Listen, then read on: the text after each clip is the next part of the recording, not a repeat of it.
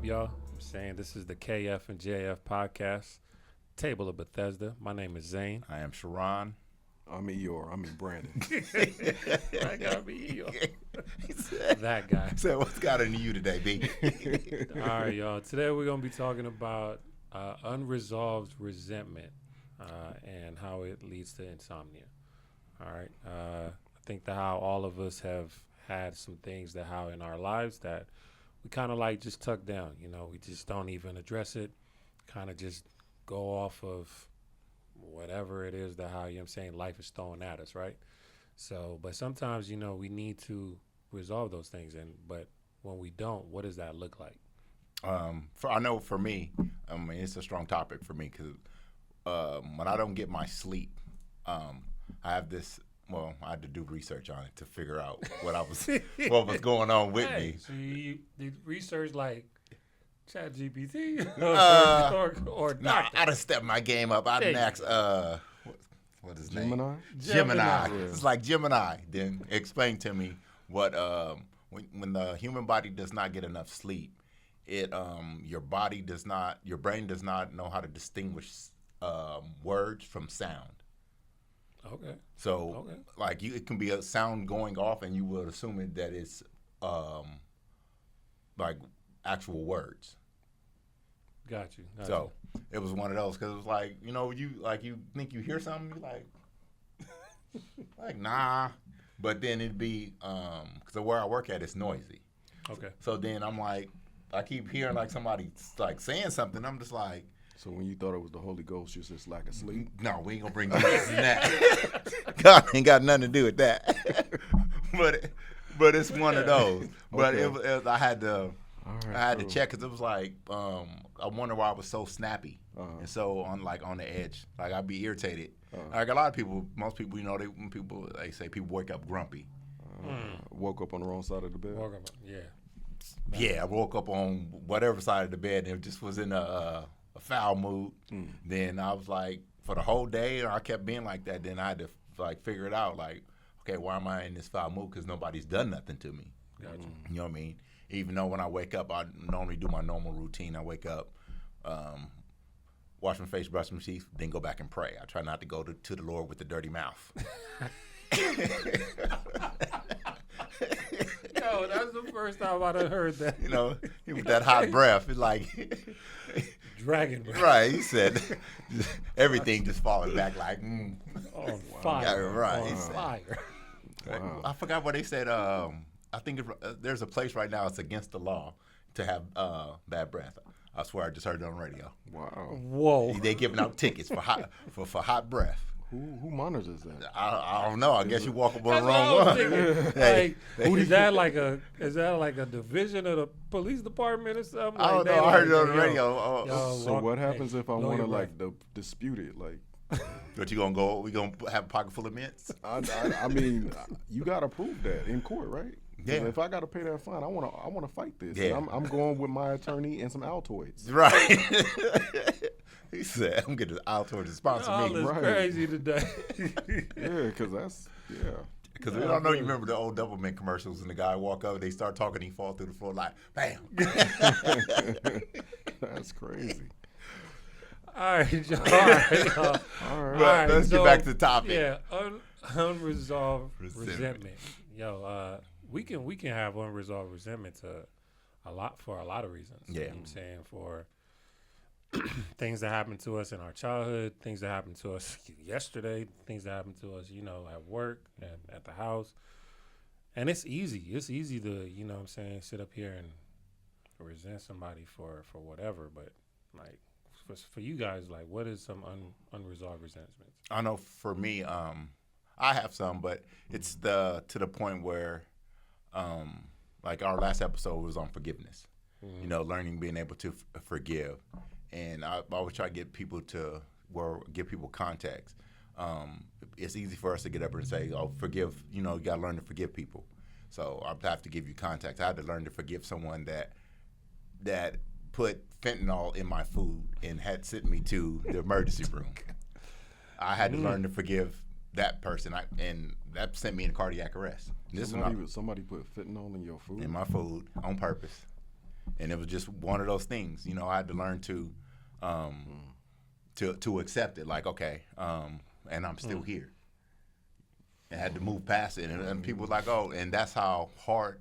It's a hard thing to do, to learn to forgive people and still have that resentment, you know. But my flesh don't want to let it go. I'm gonna be honest with you. My flesh do not want to yield to let that go. That's a hard one to let go, bro. Yeah, but in the spirit and the God that's in me is telling me, like, let God have His vengeance. Like the Word of God tell you, the Lord shall have His vengeance. And I'm still like, you taking too long. So, but it's still, like I said, it's one of those unresolved things that I carry, that I struggle with at times, where, you know, I may see the person and, you know, that light switch go on, like, yeah. But then it's still at times where it's like, is it worth it? Is it really worth it? Because people act like they tough. People walk around with all the fat mouth in the world. But, you know, at the end of the day, it's like being locked in a room with a bear. You really don't want to be locked in a room with that bear. You just act like you do until they close that door. Or, you know, you go into the room. So that's stuff that I have to learn to be able to subside and learn to control. That's like I said, I deal with it, the unresolved resentment at times. Where so could you have unresolved resentment against yourself, or maybe some things you wanted to accomplish but you didn't? To a certain extent, it depends on how much effort that you're actually really putting into doing things. Because you can say you want to be a millionaire, but you're sitting at home on the couch, and you can't be mad at nobody but yourself. But then there's a difference between when you had an opportunity to say, God, open the door, and you refuse to step through it. What about somebody who had a promising athletic career and they had an injury that they couldn't control? There's a way to still play the game and not physically be playing the game. Like, okay, you lose, say you get injured and you're in the league, they're still coaching. But what if you're in high school, so you don't get to make it to the league? You miss out on scholarships, recruitment, because somebody could be dealing with that. Yeah, no, absolutely. Yeah. I think when you're dealing with something like that, it's just the people that you have around you. You know, you got to turn to have some very serious conversations, because you go to some dark places. Oh yeah. Even these players that's in the league, you know what I'm saying, you know, they have therapists and psychologists and all these other people lined up ready to help them get through that dark times. I was watching something with Tatum, you know what I'm saying, and Coach Mazzulla was calling him like every day, like, yo, you good? Yo, you good? Because you got to make sure that that person's mind doesn't get to that point. So if you're a high school kid, you know what I'm saying, somebody young, somebody college, whatever the case may be, you're going through any type of unresolved issues, you know what I'm saying, like, you got to have that support system. Yeah. You got to have somebody that how you could reach out to and be like, hey, yo, like, I'm not doing good, you know, but that's the hard part, right? Yeah, being able to tell the next man, like, hey.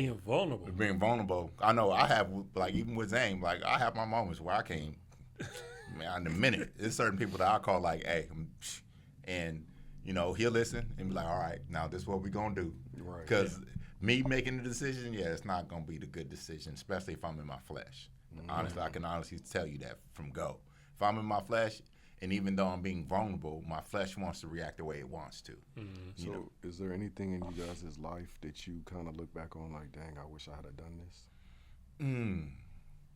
Nah, I don't live like that. Not like that. Not to the point where that's a good thing, right? You know what I'm saying? Because I had a full ride to play ball. Like, okay, when I came home from prison, I came home and one of the counselors that I was in juvenile hall with, he seen the potential in me. Then when I came home, he talked to the head coach at one of the colleges, got a full ride, scholarship. But at that time, my wife was pregnant with my son, my oldest son, Timothy. And all I knew was work. I didn't know school. So, and it was I passed on the opportunity. I was like, I got to go to work. You know, and who knows? I was raw. So I'm not saying I would have made it to the league, but I know I had a shot. But me not taking that door, I don't regret it, because at the end of the day, my mindset probably would have been different, and I would never learn the life lessons that I did learn taking the road that I took. It could have turned out way worse. Yeah, I feel that. I mean, and that's the hard part, because I know, like, for me, you know what I'm saying, when working in the music industry, you know, seeing some things that I saw in that industry, you know what I'm saying, and even though I still work in it now to a certain degree, I'm saying, like, back then, you know, I was, you know, working with the likes of Christina Milian, you know what I'm saying? We had that hit song, like, our producer, Paulie Paul, had that hit single with her, you know what I'm saying, Dip It Low, and we were coming out the gate, you know what I'm saying? I had meetings with Jay Brown, you know what I'm saying, the top of the top, Sylvia Rone, shout out, you know what I'm saying, and all these people, you know, were like, I was looking at, like, yo, this is it, you know what I'm saying? And then some things happened, you know what I'm saying, and wifey was like, me and wifey had split up. You know what I'm saying, she was my girl at the time and whatever, and we split up, and then I was like, yo, which one is it gonna be? You know what I'm saying? You have to choose. Yeah, I'm gonna have to choose. Yeah, and it's one of those. You know what I'm saying? You want lavish or do you want longevity? Yeah, and you know, I ended up choosing her. And sometimes I'll be like, when we're in our financial situation, I'll be like, man, what would have happened if I would have went the other way? You know, but you know what I'm saying, like, you know, God is always gonna take care of his own. Yeah. You know what I'm saying? And no, I might not be, you know, like my boy D Spence sitting up on a hill somewhere, you know what I'm saying? But, you know what I mean? It's I'm doing my own thing. Yeah. I got my own version of what luxury and what life and what happiness and everything else that you pay into it. You know what I mean? Like, my grandfather had this, I'll be throwing his grandfather out there so much, but he have a lot of sayings. He had a saying, he was like, yo, life is what you make it. You know what I'm saying? If you're happy in your life, you're saying, then you have happiness. If you're sad in your life, then you have sadness. And you know what I'm saying? To a certain degree, I agree with that. You know what I mean? Like, so for everything that how I have, I'm saying I'm content and I'm happy with. It doesn't necessarily mean that you missed out. No. But what we're not going to do is we're not going to miss out on this break because we got bills to pay. We'll be right back. He always hitting us with the commercials.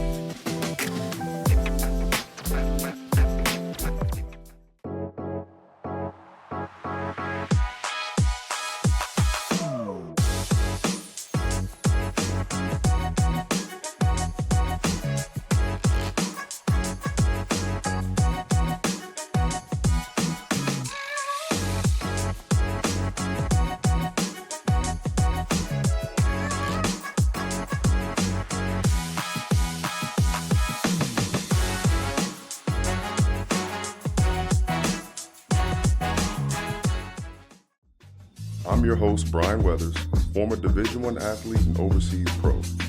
Each week I sit down with players, coaches, and grinders who lived the game but didn't always reach the dream. From college standouts to overseas warriors, this is where we unpack the truth.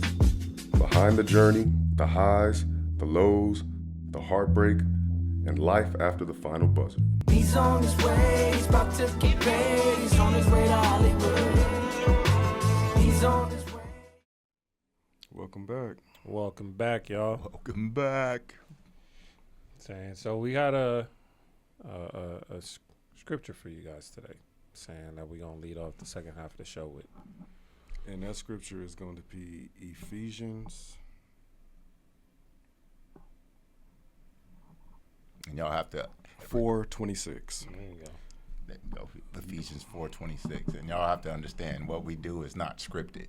You know, everything that we do is like raw. So, you know, as we giving you these scriptures, this stuff is stuff that we don't memorize. It's like we don't rehearse nothing that we do. Everything that we're giving you guys is a part of us. please do understand Amen. that. Amen. Mm-hmm. So yeah, got a question of the day? The question that I would ask the people in the comments is there anything that you have that's keeping you up at night? Is there anything from your past that makes you just sit up and think, what if? You know, what if is always going to be a question that you ask yourself over the littlest things, right? So we just want to know. Go ahead and leave a comment and let us know what you think about this topic. And if you have anything, you know, we'll discuss it next time. Yeah. And it's Yeah. always one of those, and we ain't talking about like, you know, bills, stuff like that. That's life is gonna life. Life is always gonna life. They're not downplaying anybody's comments, but you know, finances, you know, that might keep you up. But we talking about the real stuff that really keeps you up. I ain't gonna lie, finances keep me up. I mean, I'd be lying. I'd be lying if I said it didn't. It do. Because sometimes I'll be like, man, how am I gonna pay this car note? Yeah. Sometimes I'll be like, how am I gonna keep these lights on? You know? Yeah. You know what I'm saying? So we're not knocking you for that, because at the same time, everybody got some. The splinter might be in this finger one time and it's in another one another time. Right. Facts. So whatever it is, you know what I'm saying? We want you to know we're here for you. Yeah, and we all go through the same thing. We're not up here. Our lives are not perfect. Do not mistake that. We're not up here sitting on a pedestal looking down and pointing the finger at anybody talking about you doing wrong or you sinning or none of that. No, we just a bunch of Christian men just like you. Yeah. But just remember, the word tells you that God cares about you, the small and the big. Yep. There's nothing too small to go to God with. Yep. If he cares about the birds of the sky, I'm just saying. You don't see them worried about a meal. Right. I ain't never seen an angry bird. I have. The game was fun. Yeah. The game was fun. I liked it. The movie. Part 2 was a little, but the first one, yeah, that first one right there. Hey, Y'all get the context of it. shout out to Red. Oh, B. Oh, man. But yeah, getting back into the topic, unresolved, man, like, I think that how, you know what I'm saying, like, when you don't deal with certain things, you know what I'm saying, those resentments to how you can have, it goes back to a lot of things that we done talked about, you know what I'm saying? Investors.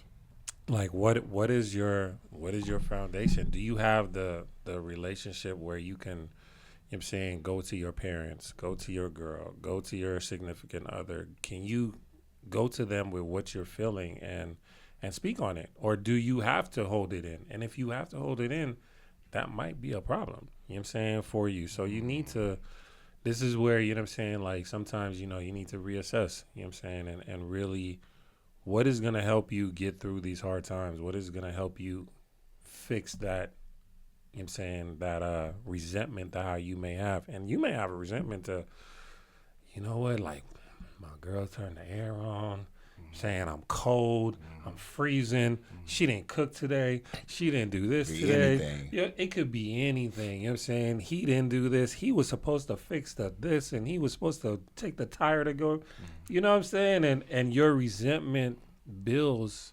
so easily off of that, you know what I'm saying? And you're just thinking like, whatever, I'm just going to brush it off, it's whatever.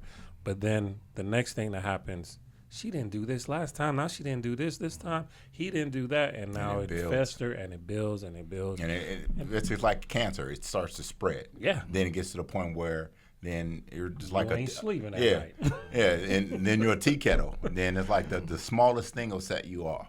You know, my wife yesterday, I was showing her this video of this bus driver getting into it with, they was in New Jersey. And this young boy was talking crazy to the bus driver and he spit on him. Man, boy, I knew it was bad when the bus driver asked the people that was in the first 3 rows to scoot back. Man, had his way with that young boy. We're not promoting it, but it was that one of those, as people, we don't know what people deal with and what they go through every day. And at times, somebody can already be carrying the weight of the world on their shoulder, and you can just bump into them and not say, excuse me. Because they have unresolved resentment. Exactly. And anything could trigger that person to go off. You know, you can cut them off in traffic. That's why some of the road rage, a lot of stuff happens. You don't, as people, we walk around and carry these things that we really should be laying down. And it's easy to say, oh, lay it down, put it at God's feet. I know I put it at his feet and go back sometimes and pick it back up. Like, you don't need that. or you not gonna do it as fast as I want it, or you're not gonna do it the way I want it to be done. So let me put my hands in it. But then at the end of the day, I have to accept and understand if I put my hands in it, I have to be okay with the outcome. Yeah, I'm saying. And even though I know at times I still have to go back to God with it, he'd be looking like, "What you want me to do with that?" That's how I feel. He'd be like, "Well, you took it. You said you had it. So don't come back to me now." Not saying God is saying that to me, but that's how I be feeling. Like, don't come back to me now when you picked it back up and it's like you said you got it. Yeah, it's hard to not pick it back up. But I think that how, you know what I'm saying, that's when a lot of times, and we know, you know what I'm saying, as you know, God-fearing men, you know what I'm saying, we know that how even at times when we do pick that up, you know what I'm saying, it's like, yo, you better be ready for it. Oh, it's heavier. It's heavier. It's heavier when you pick it back up. Yes, sir. You know what I'm saying? So we gotta turn to the word, you know what I'm saying, and learn to really kind of like walk with that. You know what I mean? And even then, it's still not easy. You know what I'm saying? It's not easy at all. So whoever is out there listening, just, you know what I'm saying, remember that how, you know, you do have outlets. You do have ways and how to, you know what I'm saying, how to deal with some of these insecurities, how to deal with some of these things. You know what I'm saying? Find you, you know, a good Bible-based church, a good, you know what I'm saying, therapy, a good friend that is in tune to, you know what I'm saying, just the good things in life and how to deal with them. And I think nowadays it's not as men, we don't have a lot of mentors where people can actually sit back and glean from other men, or some men are afraid to say that they need a mentor, or even know what a mentor is, and the fact that, you know, you're the block raised you, so you already got bad habits. So in order for you to be, like say, you come to Christ, you become a new creature. And I think at times we don't understand that concept, and we want to bring that old with us and still try to make the journey. And it's really, the journey is a lot harder when you're trying to take the old you into the new you. And it's not, I know for me, like I tell people, the church that I joined, the View Church, I tell people all the time it saved my life. By me being able to go to the Bible study, to the men's Bible study, and just be around men, and we have men conversation, and it helps. Breathing, by helping me talk about my issues or my problems, it helps me deal with like life. When I hear another man say, "Oh yeah, I'm dealing with this," like, dang, okay. And somebody else say they dealing with something else, like, "Oh, I was dealing with that before," but it helps me realize that I'm not alone in it. Right. You know, and I think at times as men, you have to realize you're not alone in whatever that you're going through. Even women too. We're not just talking about men, as people. You're not alone in the stuff that you carry and stuff that you go through. You know, stop being the shell and bounding everything up. Like, have conversations with people that you know you can have these conversations with, because you can't trust everybody with everything that you do. No, for sure. Yeah, like you said before, giving people access. Just because I work with you don't mean I got to give you access to my personal life. You know, we just work together.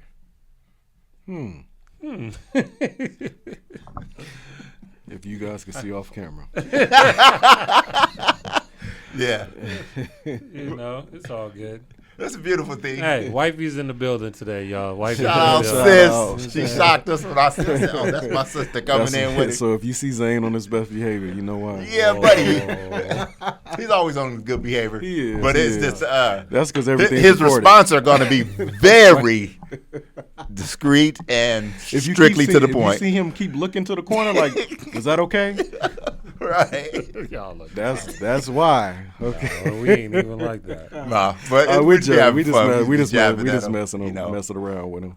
But it's always as men, just remember, have those conversations amongst each other as you can. You know, like I don't have friends, I have brothers. You know, people that I know that hold me accountable, and I can, to an extent. Don't mistake what I'm saying. I can trust you with my life. Do you think sometimes people have unresolved issues with their parents and blaming their parents for certain things that didn't go right in their life? I think that's a cop-out. Why? Because I was raised in a foster system, and I can't blame my mom or my dad. Because at the end of the day, once I became an adult, I made all the choices and decisions to go left and not go right. And I can sit back and say, oh, because I didn't have a mom or a dad. I never met my dad. I talked to my dad once when I was 32 years old. A week later, he died. I can't blame it on him because he wasn't there and I made these bad choices. No. I have to own and take accountability for every action, that choices that I made by myself. I get that. Okay. I get that. And to a certain degree, I respect it. I'm saying, however, like when you're a child, I'm saying you don't have, I'm saying you have all you have is you learn based upon what you see. You know what I'm saying? You based upon whatever your father, your mother, grandparents, whoever it is that's raising you, you learn off of that. Yeah. You know what I'm saying? Once you get to a foundation, you know what I'm saying, of what that looks like, then you know what I'm saying, you go on and you have the ability to make the choices as you have. So if you don't have the basic fundamentals to know how to be a man, how to carry yourself as a woman, I'm saying, I'm thinking think of it like this. Imagine if you wasn't in Tim's life. Oh, yeah. You know what I'm saying? What kind of man would he? We don't know. You know what I'm saying? I'm saying in Jay's. You know what I mean? So it's like, would you be accountable for mistakes that they made if you wasn't in their life? Yeah. They would bother me. So you feel like they would have the right to be a little upset with you? Yeah, they would have every right to, but that's because if I'm within this, I'm in the same state of my children, and you don't do your job as a father. I'm not bad mouthing you, and I think as men sometimes we like, oh, because you're not together with the mom or she got a boyfriend, you're not gonna be involved in that kid's life. That's on you, bro. But for me, I grew up without a dad, so I was my whole life was like I refused to be him. Not saying my dad was a bad person, but I refused to my kids not to know me, not to be the best dad that I know how to be. Did I make mistakes? I made plenty of them. Am I the best dad? Definitely not. But I did the best that I knew how. right. I showed up. But that's the thing. You showed up. Yeah. You tried. Yeah. So to say somebody else is using their parents as a cop out when their parent wasn't even there. Yeah, but I could have used I grew up in a foster system, so I didn't know how to be a parent. But I still was a yielded vessel. I tell people, be a sponge your whole life. The best thing about a sponge, you can wring out the stuff that does not apply to you. You can soak up all the information that you want and the knowledge and wisdom. But as sometimes people, we go soak up all the dirty water. If your parents had been in the picture, do you think you would have come to this conclusion sooner or made less mistakes? No. Do you think you would still make the same mistakes? Me, I'm stubborn. I'm hard-headed, bro.